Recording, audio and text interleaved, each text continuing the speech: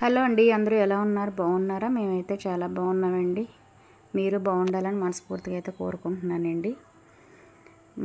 మా ఇల్లు చూసారు ఎంత గందరగోళంగా ఉందండి. ఇల్లు అయితే క్లీనింగ్ చేస్తున్నాను అనమాట. మా మామయ్య గారు అయితే వెళ్ళిపోయారండి. మీకు చూపిద్దాం అనుకున్నాను వెళ్ళేటప్పుడు, కాకపోతే కొంచెం హడావిడిగా అయితే వెళ్ళిపోయారు. అందుకని మీకు చూపించడానికి అయితే అవ్వలేదు.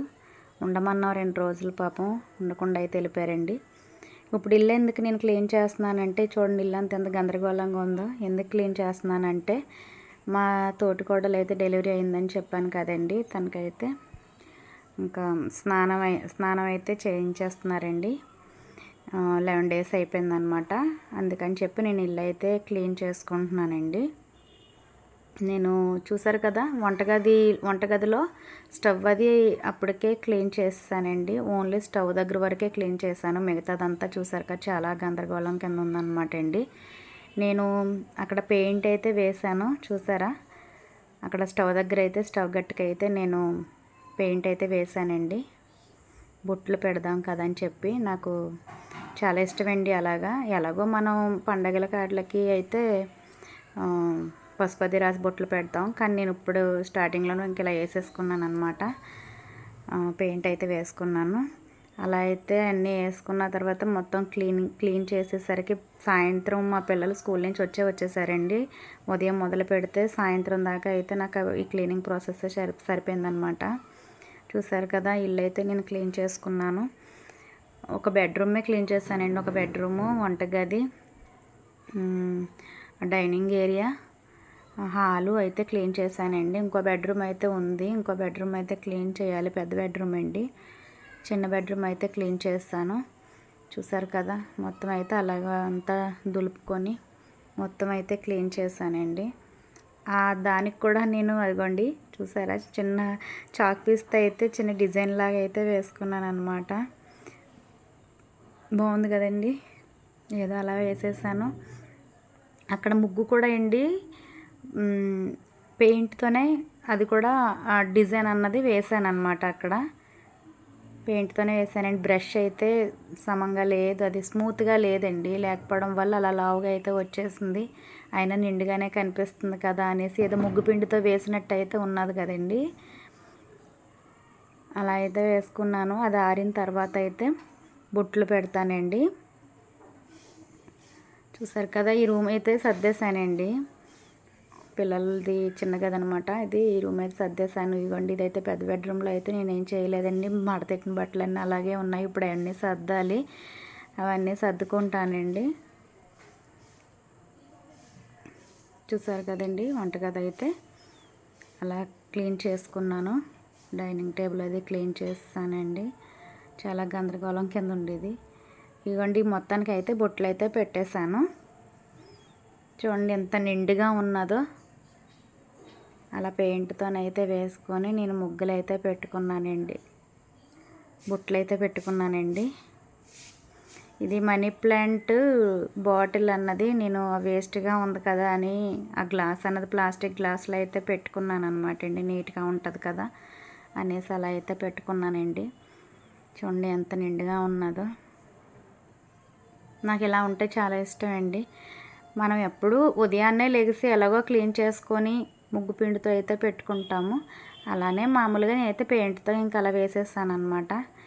తర్వాత అయితే బోర్ కొడుతుందని చెప్పి నేను పని అంతా అయిపోయిన తర్వాత వేరుశనక్కాయలు అయితే వేపానండి. తర్వాత మా వారైతే మధ్యాహ్నం వచ్చేటప్పుడు తెచ్చారండి ఈ చెగోడీలును అవినండి తీసుకొచ్చారనమాట. ఇవ్వండి, బొమ్మకైతే నేను కళ్ళజోడు పెట్టాను మామూలుగానే. మా కుక్కపిల్ల బొమ్మ నేను అలా పెట్టాను అనమాట, కళ్ళజోడు. మనీ ప్లాంట్ ఇది డైనింగ్ టేబుల్ మీద ఉండేది కదండి, ఇంతకుముందు చూసే ఉంటారు. అదైతే అక్కడ పెట్టాను.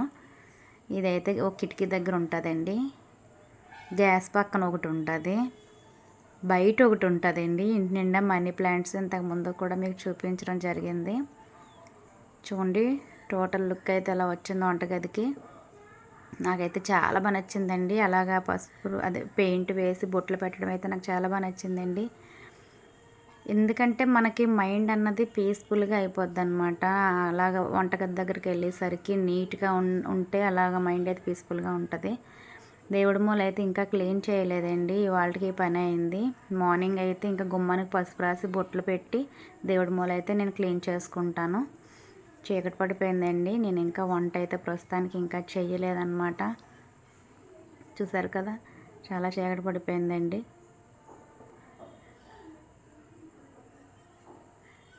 మా కలబంద చూపించాను కదండి ఇంతకుముందు వీడియోలో.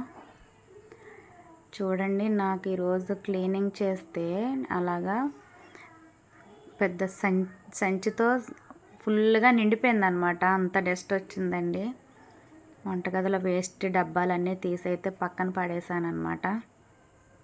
ఇవేంటంటే ఇంట్లో దిగేటప్పుడు కట్టుకుందామని సారీస్ అయితే, అంటే ఈ 3 చీరలు కూడా మా వారు కంచి నుంచి పట్టుకొచ్చారండి. అంటే మాల వేసుకున్నప్పుడు విడుములకి వెళ్తారు కదా, కొండకి శబరిమల వెళ్తారు కదండి.